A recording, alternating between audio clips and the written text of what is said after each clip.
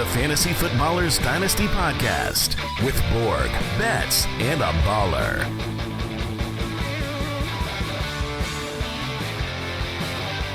Welcome back. We got Rookie Fever here.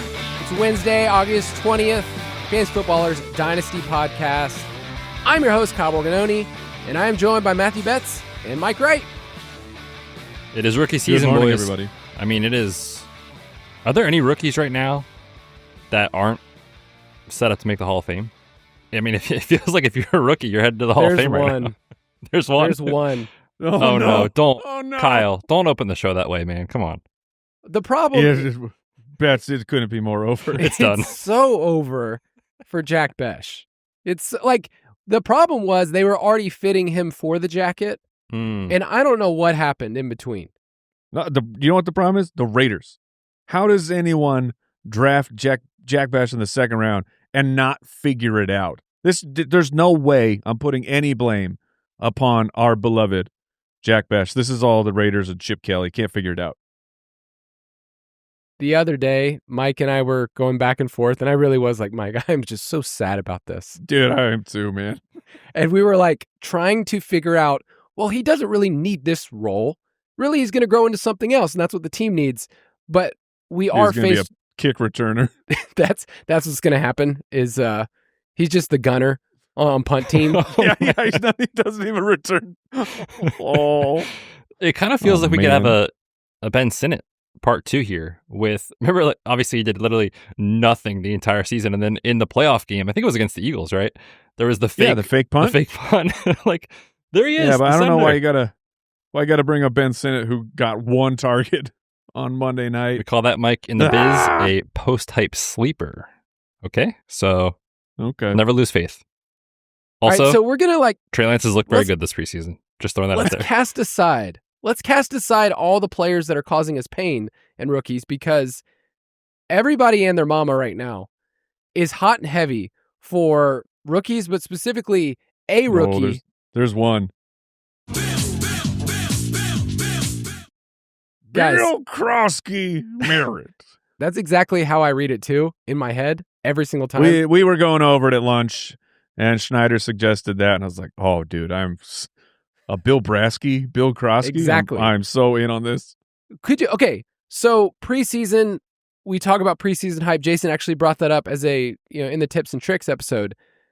But going back the last couple years, would you say where we're at with Jacory Croskey-Merritt, aka Bill, aka one of the nasty boys, are we just like out of control? Like, are people actively losing their minds?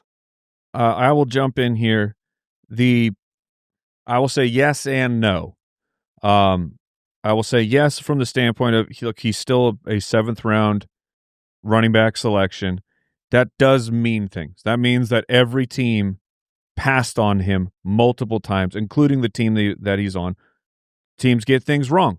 On that team is an undrafted player in Austin Eckler, who became like the face of the Chargers there for a couple years, and then he's had many great seasons. So yes, teams get things wrong, but that is still part of what's going on. Where I would say no, they're not, is the path we're on right now. Not the same player, not the same draft capital, but it is the same team.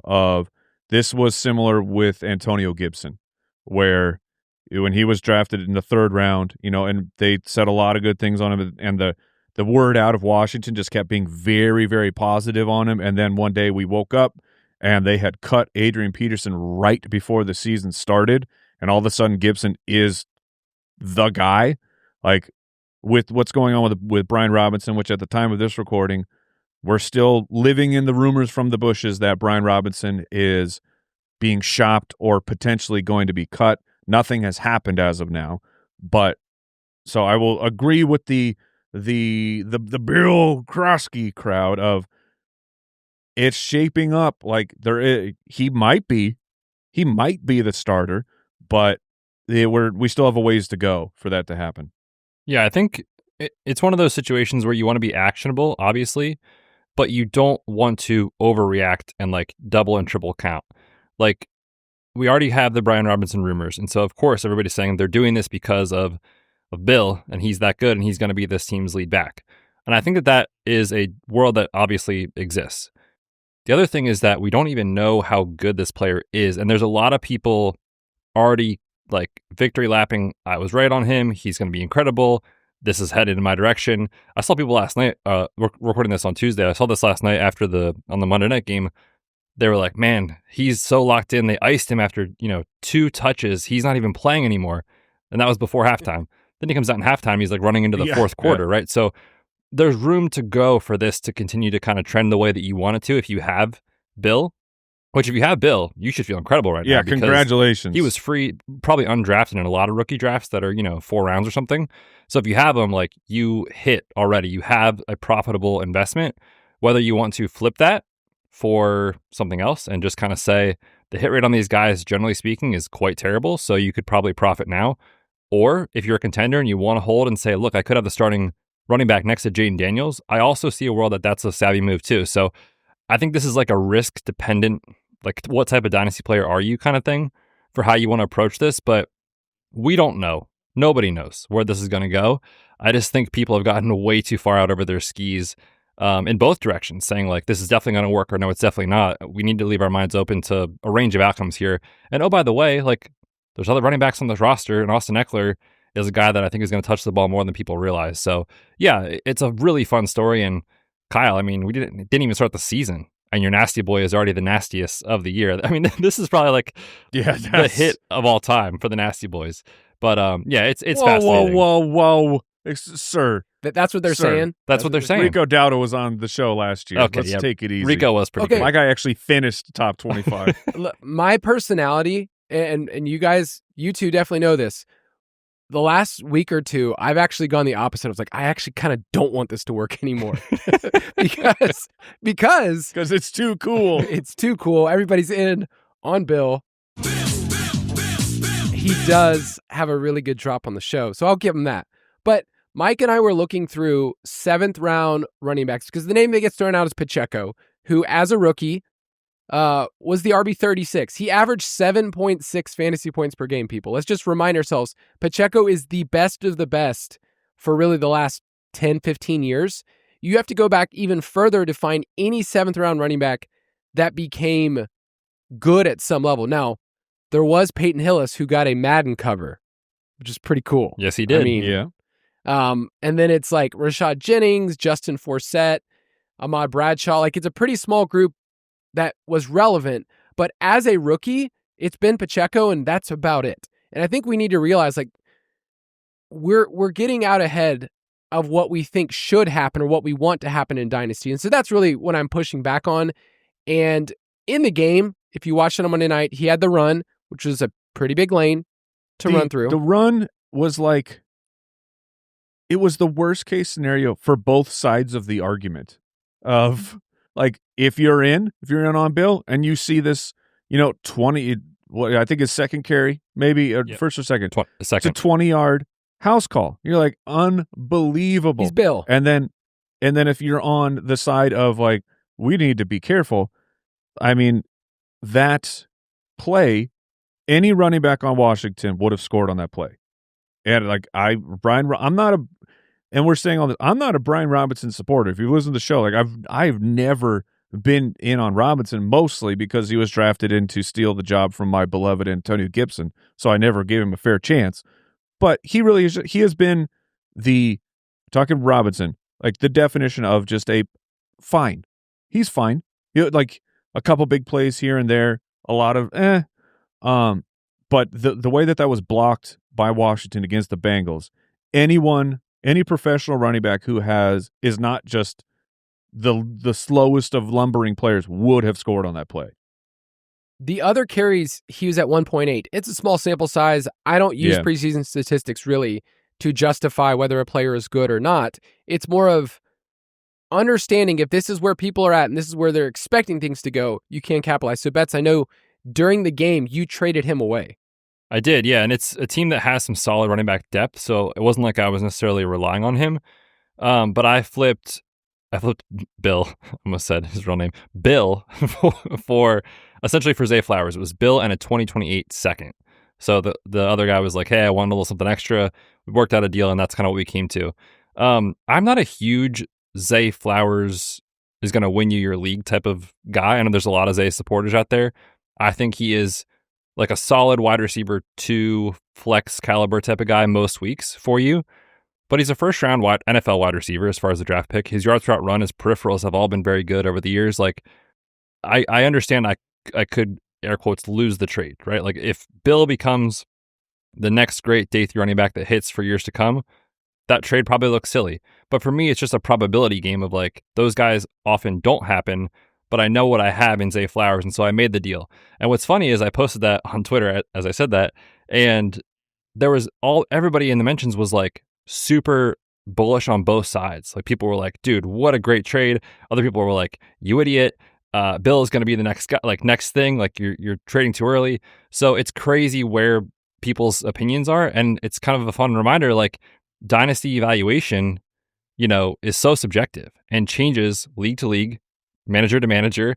And quite literally right now, for certain players, the valuation of certain players in dynasty is changing by the day, by the week, which is crazy. So yeah, it's just a probability based thing. I'll take Zay Flowers and hope he continues to produce and be a good NFL wide receiver. Not that I don't like Bill. I hope Bill works out. It could be very fun.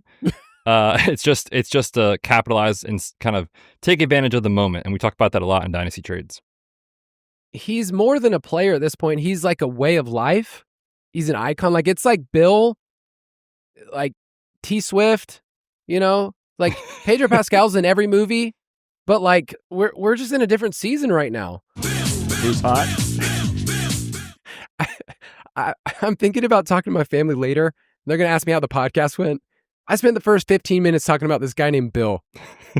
Whose name is not Bill. His name isn't Bill, but that's who he is, and that's who he is to us. So hopefully that discussion got you excited about us talking rookies. We're going to try to go through as many rookies as we can today, because when I'm starting to look at our dynasty rankings, our startup rankings, and then I kind of adjust like, okay, here's where we're at in redraft.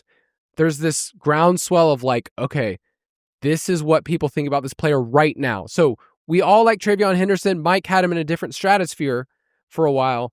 And now it's where I am or where I was with Henderson, like it's the same things happen with Bill. Like the people are like, oh, I was in on Bill before it was, because like, not that people weren't in. But you're not going to go the way of like getting out like me. No. Oh no, sir. I have nothing left of value to push into the middle of the table for Henderson. Mike hasn't worn pants in about 3 weeks, Kyle. Yeah, things have gone very well for him. I did want to give this announcement. We just gave this today on the main show, but the Megala Bowl, you can sign up right now at megalabowl.com, which is the largest fantasy football league in the known universe. I just signed up for my time today. And if you are a Foot Clan member, you can join and get to draft with some of us. We will all be in separate leagues. Hopefully, I don't want to play against you guys. I already play against you. And if you are a Foot Clan supporter, you can receive an entry. So go to megalabowl.com. But I would say, out of everything we do, I think we have to remind ourselves, based on not just the Ultimate Draft Kit, but like, we like playing fantasy football and we want to play with you. So this was kind of the genesis of this idea. I don't know, Mike, how long have we done this? 6, 7 years, something like that? 6, 7, something like that. Yeah. It's 20,000 strong people. You get to compete in this tournament, in a league, and then the winner of it gets a spot in the listener league this next year, and I believe UDK for life. That is correct. Oh, baby. Wow. Corporate's just giving stuff away, Betz. I mean, you got to take advantage now. Like you said, Kyle, it's the largest known fantasy football tournament that we know of in the universe. Look, and if you don't have Bill in Dynasty, I mean, get in the Megala Bowl, draft Bill. Yeah, there you go. Life's good. Little 101 bill, just secure it. Kyle, don't be crazy, okay? 102. Yeah. Okay. Well, let's take a quick break, and then we'll talk about as many rookies as we can.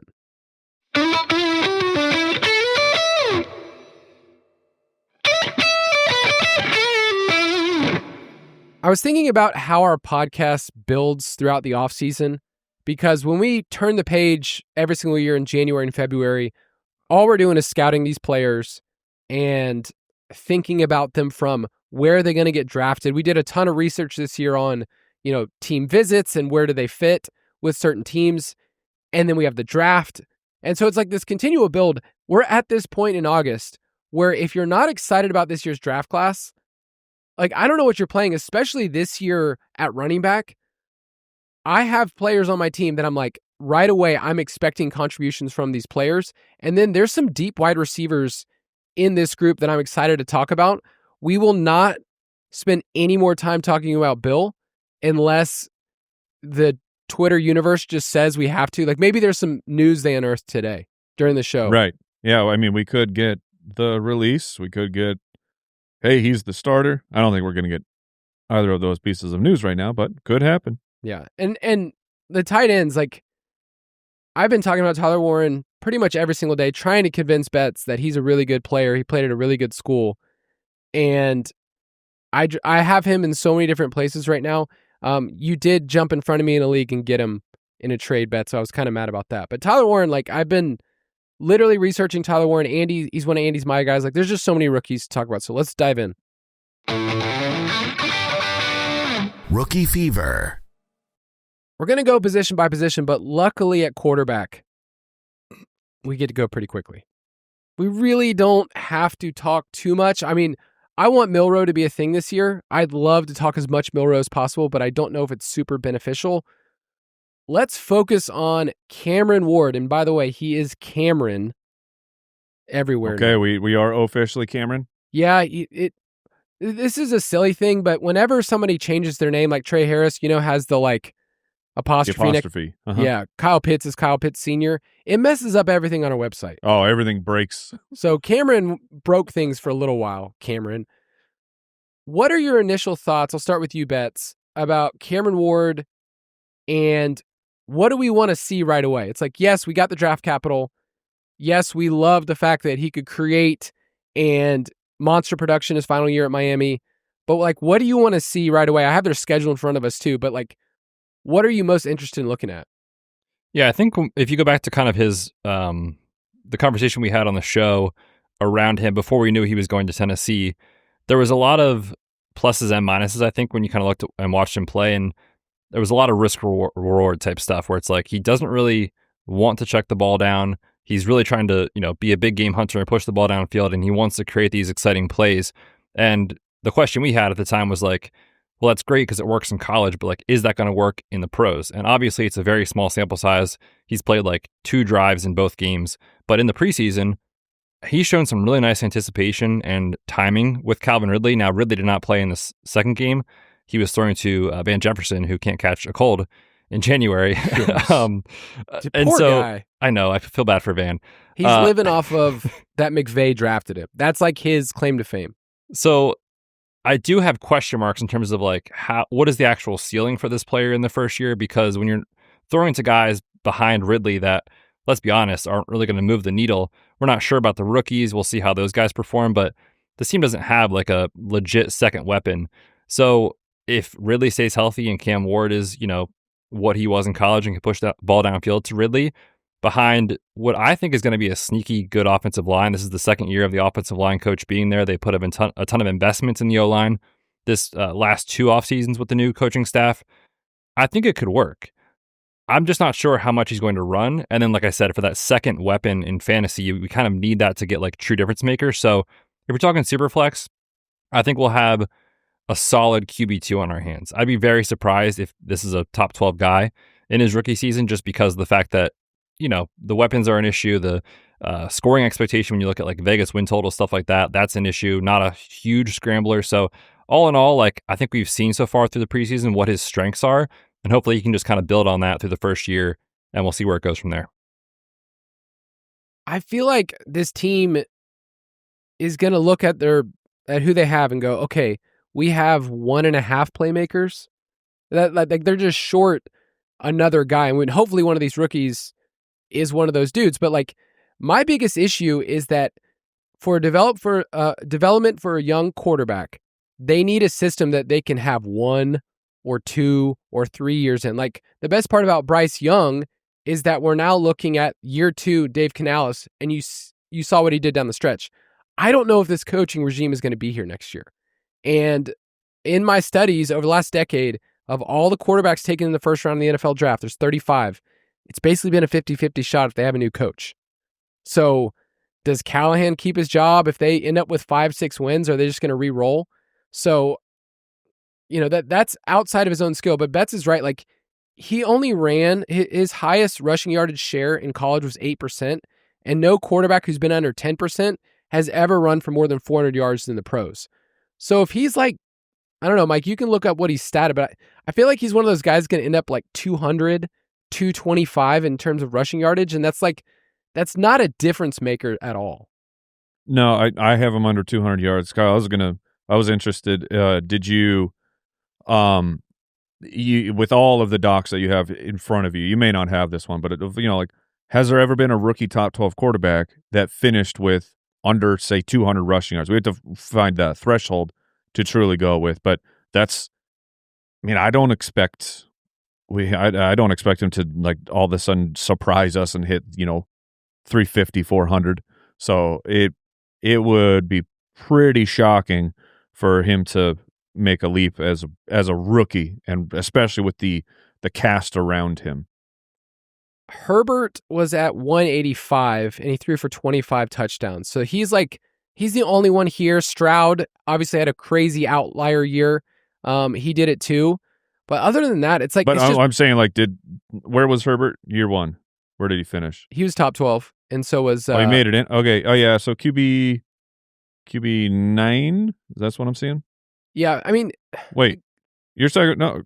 Yeah, but no. Herbert had 31 passing touchdowns. Oh, I'm looking at the first couple of games. And 5 rushing touchdowns. So he had 234 yards on the ground, but 5 rushing touchdowns.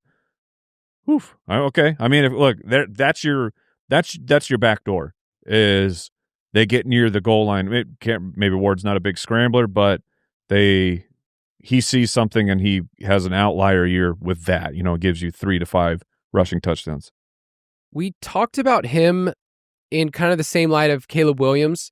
And the biggest issue with Caleb was just avoiding the negative plays, where the off-script stuff is really, really fun in college, where you're rolling out of the pocket and you're throwing it 40 yards downfield. That's really cool. That just you can't replicate that in the NFL. I just worry about that on this team because they're relying on Tyler Lockett in the slot, which we love Tyler Lockett and what he used to be, but that's just not the player anymore. He's relying on Chig, who could have been the greatest tight end ever, but it was Will Levis's fault. I feel like the Titans have just refused to unleash him. Seems like right now they don't have a choice. So what are you saying? I mean, Chig could be the guy you need this year. Some are saying. I just worry a year from now, he will get a pass because he's the first overall pick. The same way Caleb gets a pass. And if it's an exciting play caller that comes in like Ben Johnson, we will be all aboard. But I need to know who that person is next year for Cam Ward, and I'm guessing it's not Brian Callahan. So is this will be his 3rd year, is that right? I believe that last year was his first year. Okay. I'm gonna double check that. It feels good. Feels good. Last year was his first year. He was OC for Cincinnati for 5 years. The OC. Yeah. Is in quotes. So at the end of the day, if you have Cam Ward, you took him in a super flex draft, you're probably going to take some lumps in year one. I just don't see the crazy rushing yardage that you want for him to be a difference maker. And this team, the schedule's brutal. They're favored one time all year. I don't know. What's their win total? 5.5? Something like that. Yeah. It's not a lot. Yeah. The rookies this year, so it's Jackson Dart, Tyler Shuck, Jalen Milroe, who, if he gets any playing time, it's like all of these guys are just thrown into the fire in some of the worst situations. And Jackson Dart, we're going to wait and see, figure out when he gets the job. But I don't know. It's just not inspiring. Any other thoughts on these quarterbacks? Nope. Not for me. No, Okay. Not really. All right. Last question. Other than Ward, are any of these other guys a starter next year? Jackson Dart. Okay. Yeah, Dart's starting for the Giants next year for sure. I think Dart's starting games this year. I think so too. I agree. Shuck, I would think we would all say that he's not going to be the starter next year. Milroe could be fun. Could be the starter next year. All right, running backs is where I think we're going to have a really good discussion. Looking at preseason numbers for running backs is not super helpful because, like, Hampton has 4 rushing attempts. It's like, okay, can't really do anything about that. Are you trying to discount my Trey Hendo production? Is that what you're doing here, Kyle?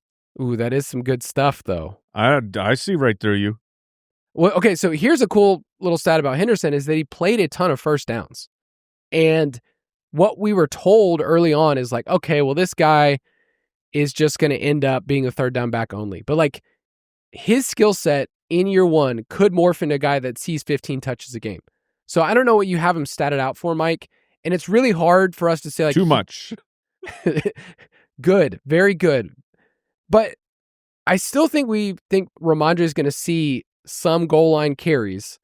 But at the end of the day, like the valuable touches, the targets on first and second down, I think that's what we care about more. Because Ramondre's probably going to be phased out at some level. And it can work. Both of them can work together. So Coach Speak Index tweeted out recently a kind of just everything that the account has documented about the team talking about TreVeyon Henderson. And I don't know if people saw all of these things, but it's like some things do stand out from the GM on April 25th. Although he's a little bit undersized, Henderson, we view him as a 3-down running back and just a really good compliment, and then he's a threat, blah, all that stuff. And then you got Vrabel on the 6th saying Henderson seems to be a quick learner. If something happens in pass protection, he rarely makes the same mistake twice. So we love that, like, because you got to win over Vrabel, right? You got to win, and he is high T, old fashioned type of a head coach. But if the team, they spent a high 2nd round pick on him. You know what? Pick 36 or so. That's someone that you should be factoring that player into your plans, not your long term plans, your plans for this year. And I just don't see a way that he doesn't end up the 1A. Could be timeshare, but in timeshares, when you have a player of his talent and home run ability, it's fine. Like I still want them on my team. Agreed. And I think along the same lines as kind of like the 1A, 1B, or like what does the split look like? I almost guarantee like in week 1 is not going to look the same as week 8. And if you think back to Jahmyr Gibbs' rookie year, I'm not saying that these are the same players, but stylistically they kind of. I've comped them a lot. I was going to say they kind of are actually. Good. Great pass catchers, incredible speed in the open field. Maybe they are good comps, but really like week 1, if you guys remember that everybody's so hyped for the season, prime time, it's the Chiefs. What did he have, like 7 touches or something in his first NFL game? And everybody was like, oh man, I can't believe I spent that, high pick on Jahmyr Gibbs in redraft. It's like, guys, it's week 1. Of course it's going to take a little time for TreVeyon Henderson to be what we think he can be. Like you said, Vrabel is an old school coach. Trust is a big thing. Consistency is a big thing. And when I think about those two words, like trust and consistency, at this point, Ramondre does not have those things. He's already dealing with a small, minor injury over the last week or so. He has the fumble issues, and I've heard a lot of people push back and say, like, this team is paying him a lot of money, and while they are doing that, this is a completely new staff, new regime, all those things. So I'm not even, like, factoring in the contract from what last year's group did. I think those are all just, excuses for Ramondre, and eventually he's going to lose this job to TreVeyon. He's just too good. He's so good in pass protection. When you think about the issues that the offensive line had last year, how could they insulate that? Get the best pass protecting back on the team on the field next to Drake May. That's TreVeyon Henderson. So to me, it's not a matter of if, it's a matter of when he takes over, like Mike said. So yes, if in week 1 or week 2 you're not getting the box scores that you want, don't panic. It's going to take a little time. That's a great comparison. Like, I'm looking at Gibbs, his rookie year, the first month of the season, he did not score 10 points in a fantasy game. Then he had a hamstring injury, and then the rest of the way, he was awesome. He averaged 18 opportunities per game, and he was a league winner. And I think that's a good point for us to remind ourselves that the usage in week 1, a la, Justin Jefferson, isn't a starter for the Vikings his first week. Yeah. Because Yeah, look, Olise Johnson was a baller. If Henderson starts slow, I will in redraft. I'll be firing out trade offers in every single one of my leagues. Yeah. And you will probably get denied. Yeah, I probably will. But Because just saying, it's you. I was going to say There's because it's people- Mike. there's people that just they don't have the tolerance. Like, oh, I spent a fifth or a fourth on him, and he already looks terrible. I got to get out. Like, those people play fantasy football a lot. Do you guys have players like that in your league where people know you like them so much? And I know with Mike, it's like everyone thinks he knows some information they don't, so then they don't want to trade sometimes. And people will actively trade me Keenan Allen because they know I love him, and they think that he's old and done. He's not. He's still alive. He's still alive, guys. 33 years old. Betz, any other rookie running backs? We'll go through a couple more here. We will not mention Bill. But any other running backs you want to mention? I mean, it's impossible to talk about Judkins, so we can skip him, I think.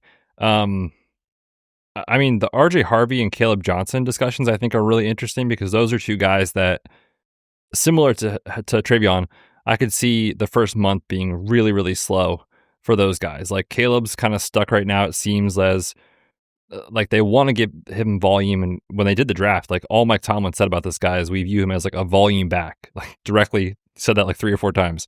And Najee's vacating a ton of work, obviously. So like when you picture a Pittsburgh Steelers game on your TV in December and it's, 21 degrees outside, like I can guarantee you they're so excited to give Caleb Johnson 18 carries in that game, right? It might just take time to like kind of get there.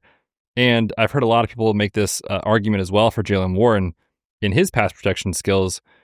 Like Aaron Rodgers is such a trust guy, right? Like Caleb blows one block, Aaron Rodgers is giving him a dirty look and not talking to him for the rest of the week. No, he will kick him off the field. Probably. Like he will do that. Like he'll yell to the coach, "Give me someone else." Yeah. So again, same thing with kind of Travion and Caleb. We should not be surprised if in the first couple weeks you're not seeing a ton of those guys on the field. Again, don't panic. And for RJ Harvey, Sean Payton did his whole 5th running back on the depth chart shenanigans and all that stuff. Guys, come on. Come on. So yeah, it's fascinating to see what that split looks like. I feel like that's one of those that, for Travion, we envision him taking over at some point this year. For Caleb, I could see him taking over at some point this year. I feel like with Sean Payton, his MO has always been a split. So for Harvey, I feel like for him to hit the way that we want him to in fantasy, it's going to have to be efficiency most likely, assuming Dobbins stays healthy, which obviously has not been the norm. So yeah, those guys are still super exciting. I'm not, down on them after a slow start to the preseason, if that makes sense. It's funny because in rookie drafts, that was the conversation of those two. Who do you take in the mid to late first round? And now we're still having that conversation. And people want to take sides of which one it is. It could end up that Caleb Johnson ends up with more rushing touchdowns, Harvey gets more receptions, and they end up around the same. It's very likely. Like, I'm not taking any of Caleb Johnson. He looks slow in preseason stuff. He is, like, lack of a better word, like he is one of those guys when you're playing Mario Kart, the bigger dudes that need to build up their speed. Yes, he's Derrick Henry. He's Derrick Henry of if you can get him at the line, that's your shot to take him down. Because once he gets a straight line of 7 yards or so of speed, then he's top speed fast. Let's get a temperature check on Baishal Tootin and Cam Scattaboo. Where are we at, boys? Well, Scattaboo is back at practice, so that is very positive. He showed news. up to work. Okay. Well, he's been a little bit injured. So everything just was paused for Scattaboo. I feel like the news out of New York kept being very positive. Getting those hype clips out of training camp where he's making just crazy catches and things like that. I still believe in him. A round 4 running back draft capital. Don't love that, but I still believe as of right now in my pre-scouting or pre-draft scouting of Cam Scattaboo of like this will work. This guy will work in the NFL. Last year Devin Singletary was supposed to be the guy. They went out and Singletary kind of had a little bit of a resurgence for the Texans. Am I remembering that right? And then he ended up on the Giants, and then of course Tracy takes the job after that. And it's not that I think Tracy's a bad player. I just think that Scadaboo is a better player and will eventually be the player that you want from the New York Giants backfield. Now, does that matter? Like, should you want a New York Giants running back if it's not a full-time Tyrone Tracy type of workload from last year? That's the harder part. Yeah, I think if you're going to get one of these guys to hit in fantasy when you think about the backfield for the Giants, you probably need that guy to just like take over and be what Tyrone Tracy was, where he was getting, 18 to 20 opportunities per week, and you could count on him as an RB2. The efficiency is obviously the concern here, but I think from like the goal line perspective, that's where Cam Scadabo to me is super interesting, because I don't know if you guys saw in their second preseason game this past weekend, Tyrone Tracy ran with the ones. Obviously, Scadabo wasn't out there; he was injured, but he got the first crack at the goal line, did not convert successfully, and immediately was subbed out. So, I mean, Scadabo's got, I don't know off the top of my head, 10, 12 pounds on him, something like that. Something like that. And in the offseason, throughout the draft and all this sort of stuff, they were hyping up Cam Scadabo's ability as a receiver. And when you look at him, he doesn't profile as the prototypical pass-catching back, air quotes, but this is a college player who had a really good receiving profile and I think could earn the goal line role over time. So yeah, I'm with Mike. I'm not really wavering off Scadabo relative to where I was at, even a month ago. But just like these other rookies we've talked about, it's very, very clear Tyrone Tracy is going to be the guy in weeks 1, 2, and 3, right? Like this is a fourth round pick in Scadabo who's missed now 2.5, 3 weeks of training camp. Like it's going to take time, obviously. But yeah, I think there is a path there if he can take over. To Tracy's credit, though, like in a kind of crummy situation last year, he was pretty decent himself. So yeah, it could go either way. But he has a fumble problem. Yep, definitely. It's interesting with these running backs, their calling card, with Scadabo, he can also catch the ball, but Tootin as well is just a tackle-breaking machine. He struggles with fumbles. When you go to the NFL, when I look at yards after contact stuff, I'm always like, how does that translate running behind a bad offensive line? Or how does that translate when the dude tackling you is twice as big as the random college guy who was trying to tackle you there? So with Tootin, I think he's kind of fallen behind in favor so far. It doesn't mean that he's dust or he's done, but there was a point in draft season where people were like, this is the dude you need in your rookie drafts. And I'm trying to remind myself what we were thinking in May. And a lot of these running backs, even the day 3 guys, Dylan Sampson, Jaden Blue, Ollie Gordon, who's definitely become a much more interesting name over the last couple of weeks. Like all of these guys, I remember their college tape. I remember who they were. And now I'm trying to figure out how they fit in these systems. So I've gone back and forth on Jaden Blue. Like, oh, well, he's obviously can't handle the workload. He was a pass catching specialist. He's a day 3 running back. And it's like, I don't think they want Javonte to be the guy. Like, I think they're like, hate themselves that they backed themselves in a corner. But the Cowboys obviously hate themselves because of their organization. They love backing themselves into a corner, doing sniff their own stupid farts, stuff. But they are the worst. They're the worst, dude. Did you guys For a see $1 billion organization, they're the worst. I shared it in our Slack. Of Yes. like the Micah Parsons stuff is like, this is, and I'm not a Cowboy fan, so Cowboy fans, close your ears. I really hope that Parsons leaves because we need a high profile player to stick it to Jerry, because like they've done this over and over and over, and then eventually the superstar gets the contract. They get it way too late. Like people miss camp and just dumb stuff of just get it done earlier. But we need someone who actually has leverage, who is a superstar, to say, no, I am too personally offended by what you have done here, and you can't conduct business like this, so I'm leaving. That would be crazy if that actually happened. But yeah, it would. I really don't know if that's what's going to happen, because when the team eventually shows up and they're like, hey, we're going to make you the highest guaranteed contract player of your position, that's pretty hard to say no to. Yeah. I mean, remember there was a point this offseason where Myles Garrett was like, it's done. There's nothing that we can do about this. Yep, Like 4 days wrote later. like a note, right? Yeah, it was like 4 days later he had his contract and he was like, I love Cleveland. So yes, I mean, I think they likely signed Michael Parsons because you can't let that guy leave, but the price tag is only going up by the day, it feels like. I did want to just note on Taj Brooks. Like, there's some people that kind of were into him as far as his collegiate profile. It seems very clear right now that he is the direct backup to Chase Brown. Samaje Perine will be the annoying third down back that comes in. But like, if Chase Brown happened to be injured, Taj Brooks in his collegiate profile has like a true workhorse background to him. So I think he's a really interesting kind of deeper stash for Dynasty. Obviously 6th-round pick, so you shouldn't expect anything long-term, but for this year, there could be some value there. Mike, who's your favorite of these day 3 running backs? I mean, other than of course.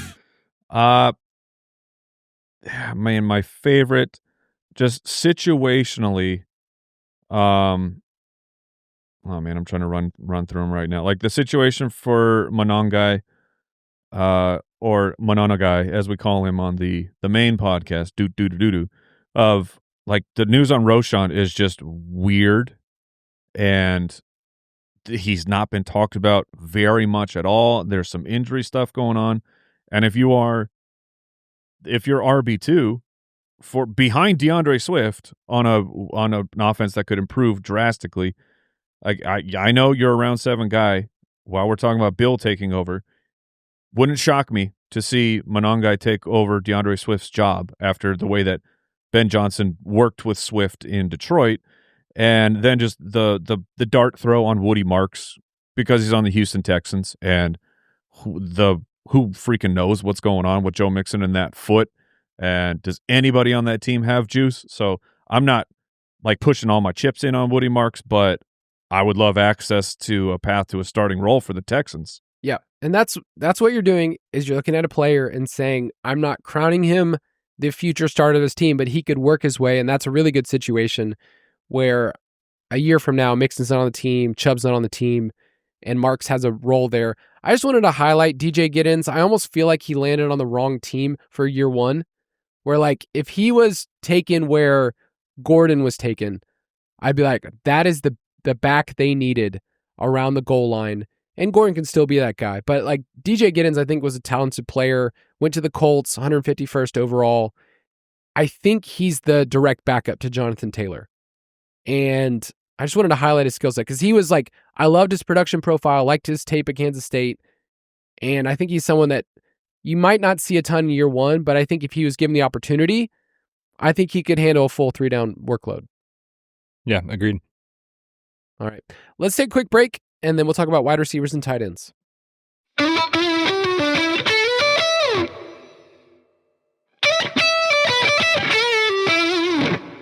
All right, every single year, one of the things we do is talk about some different bars that we want wide receivers to hit. Like, man, in your first year, can you see a 15% target share? Like, if you can do that in year 1, they may not sound like the greatest thing in the world when Malik Neighbors is seeing 30+%. But if you hit 15% as a rookie, we're excited about that. We talk about yards per route run. The number for the last, 10 years has been, if you hit 1, you're alive. 1.0 yards per route run, you are alive. The only man to return from the grave has basically been Devontae Adams. And so that's why we have already put to bed Jalen Polk. That's why he's gone. Oh, dude. Does he make the team? I don't think so. No. Poor dude. Second round and done? I mean, that's crazy. Number 1, he did get some cash. But number 2, you're a second-round pick. Just show up, man. Like, the world was in front of you. All you had to do was not be bad. The Patriots needed you desperately, and now you're going to be finding new employment. Another thing that I started looking at this year is the type of routes that rookies run, where we talked a lot about Marvin Harrison Jr. We're getting all these routes. It's like, man, that's such a low percentage play, where Malik Neighbors or Brian Thomas Jr. or Ladd are seeing all of these routes that are in-breaking across the field. You have these crossers where they get these huge open plays. That is something over the course of the season that we will check in. We do a film segment every single week on the Dynasty podcast. We open up and we get to look at a player. But that's one of the things this year that I'm like, I want to find the team that figures out how to use a Ladd McConkey, where it's like, this dude is a terror in the open field, and he just gets open, gets separation. So the in-breaking routes are really, really helpful for fantasy. They're better than some of the other ones. But let's talk about these wide receivers. The big conversation in rookie drafts was Travis Hunter or Ted McMillan. And I feel like we're still having that conversation. I think Betz and I talked about this a couple weeks ago. I'm still on the Ted McMillan side, and I get people will tell me, hey, I want to shoot for upside. It's like, yeah, me too, with Ted McMillan. That's why I'm on the Ted McMillan side. Yeah, of course. So it's also one of those things like they can both be good. We like them both. You don't have to pick either or. But in rookie drafts, people did make that decision. So Betz, in year one, what would be our expectations for these guys who were both taken in the top 10? I mean, the Travis Hunter expectations, it's impossible to He's going to break the game. Diagnose, right? That's because the expectation. I think deep down, like their plan and how they envision using him is mostly on offense. And that all sounds great if that goes according to plan. But there is a world that exists where, one or two cornerback injuries or what have you in their hand is forced that they have to play more on the defensive side of the ball. And then you ask yourself, okay, then how many snaps is he playing offensively? And, that whole thing that we've kind of hashed the entire offseason. So it's tough to really know. But the fact that, I keep going back to like Liam Cohen being an offensive guy and, this team, they got to figure it out with Trevor Lawrence. Like it's now or never. It has to happen. How do you do that? Let's get the ball in Brian Thomas Jr.'s hands and Travis Hunter's hands, make life easy on him. So I think the most likely outcome here is more offense than defense, but a world exists where he's playing more defense and you're kind of disappointed. With Ted McMillan, you know the deal. He is the dude in this offense. He's the wide receiver one with, we think, a pretty good head coach and schemer in Dave Canales and a quarterback who showed signs of life last year. So if Bryce can take that year 3 leap and Hunter is forced to play more corner, you probably will feel regret about your rookie draft pick. That said, I think both these guys are just awesome targets still in whether a dynasty trade or startup or whatever. Like I'm so excited about both these guys. Draft capital, the talent profile, production, all the things that you look for. These guys check all the boxes. The price has gone up since May on both these dudes, on Egbuka, even Golden the last couple of weeks. Like, what is it? Today's, we're not on tomorrow's prices. I can't remember the old adage. Someone help me out here. I don't know. Today's prices are not yesterday's prices. Right. Something. I'll find it. I took That's exactly what they macroeconomics. used to say. I don't remember it. They're expensive now. And yesterday's price is not today's price. I had it backwards. All I know is you're not going to get Egbuka from anybody right now. From Correct. Anybody. And McMillan, I know he popped up with a hamstring injury? Mm-hmm. Jalen McMillan? I don't love it. But Ted McMillan. I thought you were talking about Jalen, who's going to miss at least his 2 is a months. neck injury. Yeah, he'll miss at least.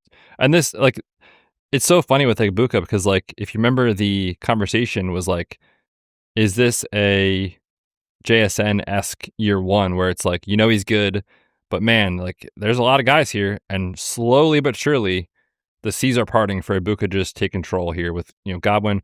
There hasn't been official news on the PUP, like, he's starting on PUP, and I would not be surprised if this is like a 6-week type of thing with Godwin.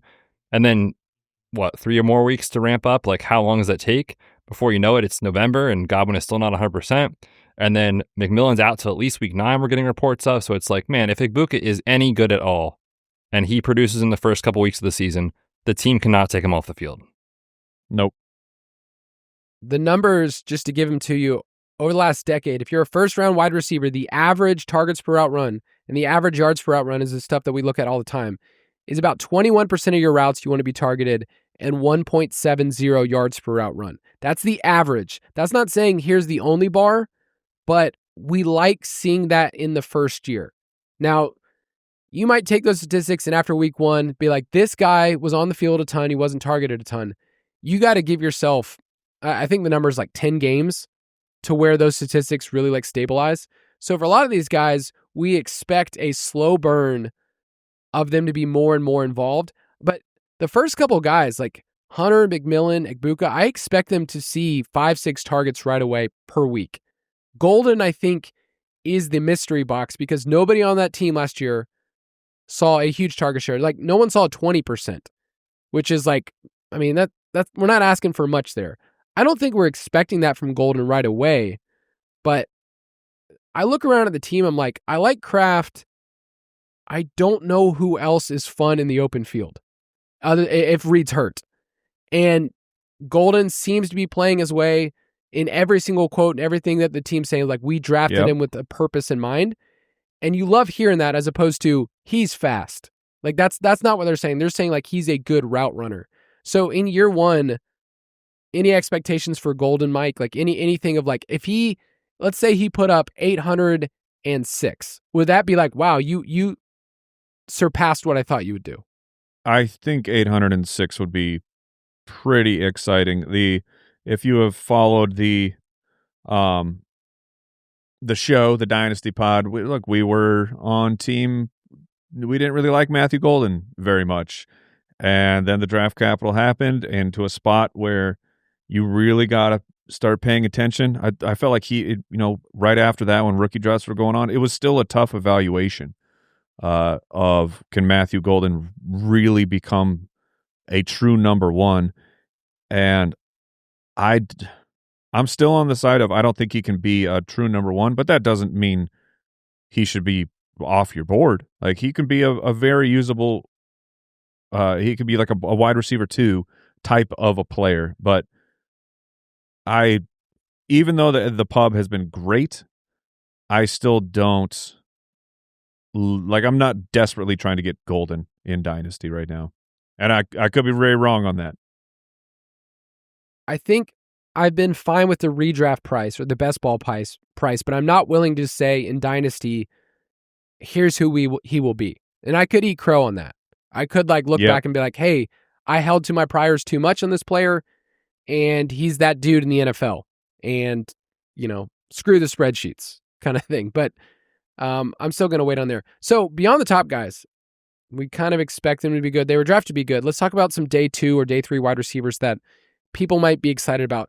I wanted to mention Pat Bryant because the early reports are, this is our dude, he's Michael Thomas, and he's going to be playing in the slot. He's mostly been outside during preseason, and Marvin Mims has been playing, exclusively as the starting outside wide receiver.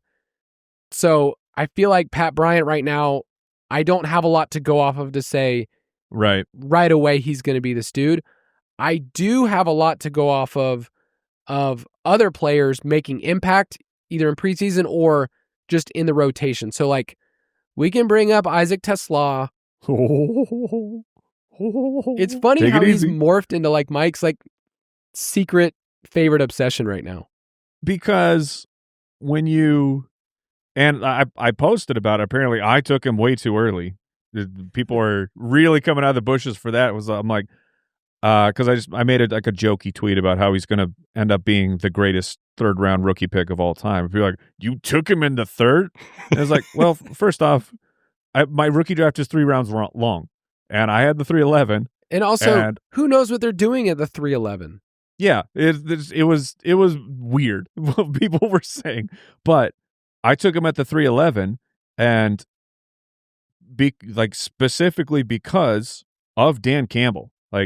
I know there's oh, he's an athletic guy, but Dan Campbell told me personally that Isaac Tesla is worth 3 third-round picks. That's what Dan Campbell and crew told me. And I was like, at the end of the 3rd round in a rookie draft, why would you not take a chance on that? And he didn't have a ton of production, but you could, when you turn the tape on of him, it was you can see it. Look, I'm not going to Lad McConkey this, but I want to bring up Lad McConkey. Lad McConkey never broke out in college. By the metrics that you need to surpass for it's something to be considered a breakout. But you could turn on the tape and go, oh, okay, I see something special.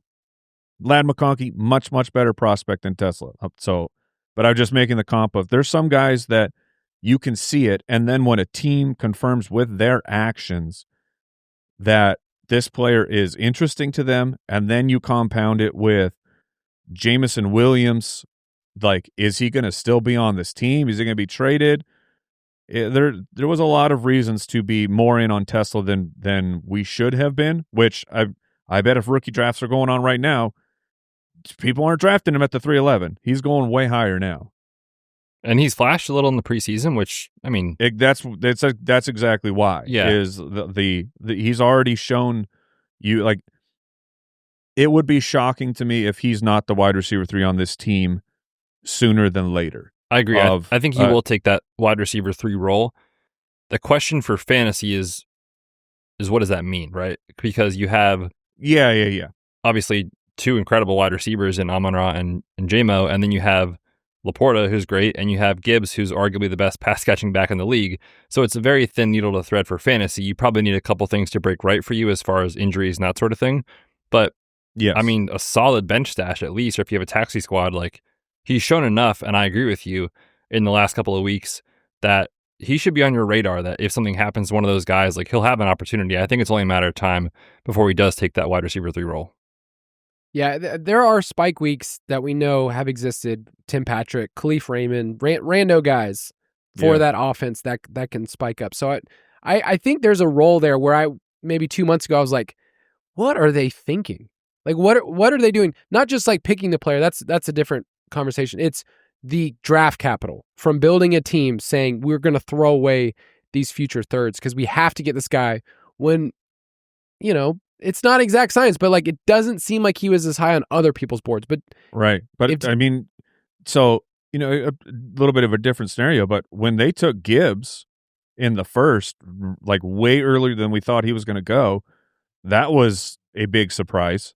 And it's just that the Lions, whether they get it right or wrong, they go get their. I don't think they use tier-based drafting. They don't care about ADP.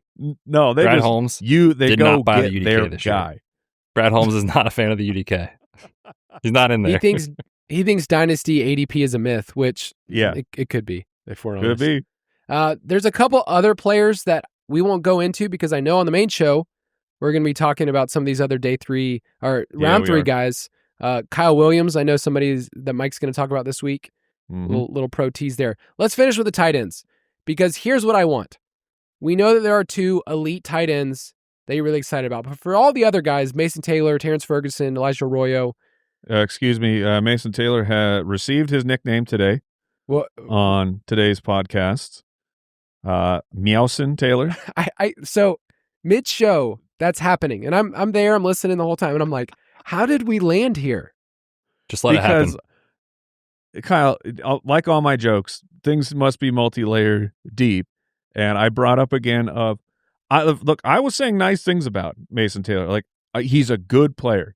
I think he is very interesting. You've never said nice things about that man. No, I had not. So I was trying to, be nice. But he's a good player. I was simply pointing out that my evaluation of the tape of Mason Taylor was that he lacked dog. And that's a big time metric for me when we're talking about the tight end position. He doesn't have it. And the honest truth is not every tight end has to have the dog. They have different types of play styles. I just prefer one. And so then I made the joke that he doesn't have dog. He's got a little baby kitty cat. So I started making meow sounds, and then Mason Taylor becomes meow. It's not that hard, Kyle. I don't see where the difficulty lies. I get it. I get it now. I just mid-show I was researching and I heard it and I was like, I have no idea. So I get it. He doesn't have the dog. He's got like the Kobe Fleener in him. Sure. Just fall down. It's not going to be great. Here's what I want from these tight ends, though, is I don't want them pass blocking a ton. Okay? I want it on fewer than 12% of their snaps because if you're doing that, it's not great. 80% of top 3 tight end seasons over the last decade came from people not really pass blocking very much. Mark Andrews could do that early in his career, and eventually he was just like, hey, I'm not that dude anymore. I'm done with it. Where's Kittle at? Kittle's kind of interesting because he's so multi-layered when he came in out of Iowa. I can look up his rate, but okay. I just wonder because pass blocking though, not run blocking, pass blocking. Okay, it's like George Kittle, certified dog. Oh. Yeah, no, and then Tyler Warren, we know he has it. Colston Loveland, does he have it, Betz? I mean, a little bit. We got room to grow. I don't know if you guys saw, but whoa, what? You know how they make the rookies sing and dance in training camp and stuff? Yeah. Did you see Colston Loveland's? I did not. Did he kill it? I mean, he's got moves, man. So I don't know how that translates to on the field. Okay. But I think to bring this back to a real conversation. Did you move him up in your rankings? What's that? Did you move him up in your rankings after you saw it? It's impossible to move him up any higher. I already had him through the roof. I think when we look back on this year and we look at for like year, because in Dynasty these guys are obviously highly coveted. Like they're both already ranked as top 6, top 7 guys even before they've even taken a snap. So it's more of like a year one redraft outlook. I do think both of those guys could be true difference makers at some point throughout the season. Of course, it could take a little time, especially for Loveland. I think it might take a little time with Kmet being a good player, and they still have all those other wide receivers and stuff, but he's just so talented, and the 10th overall pick, they have a plan for him. And Tyler Warren, I think he is going to come out and have a command on the offense pretty much right away. So yeah, now you got Daniel Jones starting, which is a sentence that's funny to say when he's like the stabilizing force in a quarterback room, but that's obviously good for him. So I think both these guys, I'm so excited about what they could do in year one. As much as I love Warren, and he's literally my favorite player in redraft this year, I traded for Loveland a month or two ago in a Dynasty league, and it was one of those things. What did you pay? Jordan Addison before suspension. Jordan Addison, just a 1-for-1 for Loveland? Yep. And that went through. It went through. Wow. I would do that too. I like that. Yeah. And I'm saying I'm surprised that the whoever drafted Loveland was, because the price wasn't higher. Yeah, cool. Because essentially that's you're like, I would trade the 109, 109, 108 to 108 to 110 ish for Jordan Addison. It's like, I don't think I would do that. Yeah, it's around the price of what Addison was when I shopped him around. He's like my wide receiver 5 or 6, but it was also this person had other tight end options. So Loveland was more like a luxury. Addison was a luxury. But I did want to bring this up. Loveland has been targeted on 44% of his routes so far in the preseason. So he's been that dude. Yeah. And we'll see about some of these other tight ends. Next week on the podcast, we will be giving our Dynasty bold predictions. We will be giving the boldest and the spiciest takes of all time. We'll see you again next week. Make sure you check out the Ultimate Draft Kit, ultimatedraftkit.com. Goodbye. Goodbye. Thanks for listening to the Fantasy Footballers Dynasty Podcast. If you want to take your Dynasty skills to the next level, check out thefantasyfootballers.com.